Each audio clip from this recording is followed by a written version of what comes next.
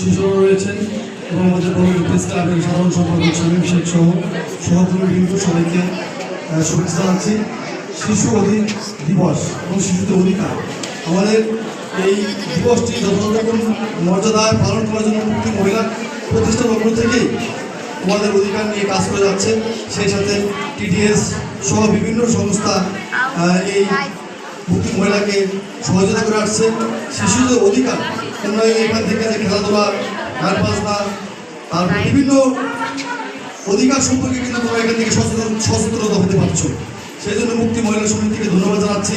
বিশেষ করে আমাদের 18 বছরের আগ পর্যন্ত সবাই শিশু, বাল্য বিবাহ প্রতিরোধে আমাদের সবাইকে কিন্তু ছেলে মেয়ে উভয়কেই কিন্তু সচেতন হতে হবে, মানে যাতে সমাজে এই বাল্য বিবাহ মুক্ত আমরা সমাজ করতে পারি।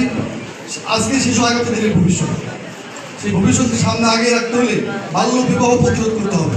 এবং বিশেষ করে ছেলে শিশুরা তোমাদেরকে বিশেষভাবে অনুরোধ করবো যে আমাদের এই গণতন্ত্রে বিশেষ করে মাদকের একটা সমস্যা রয়েছে। গণতন্ত্র সারা দেশে যদি সমস্যা, কিন্তু গণতন্ত্র বেশি। তোমাদেরকে এই মাদক থেকে দূরে থাকতে হবে। মাদক থেকে দূরে থাকতে পারলে লেখাপড়ার মধ্যে আগায় যাবে ইনশাল্লাহ। একদিন আমাদের তোমরা একদিন এই সমাজের মাথা উঁচুতে দাঁড়াবে। তো সময় স্বল্পতা, সবার সুস্বাস্থ্য কামনা করে আমি আমার বক্তব্য শেষ করছি।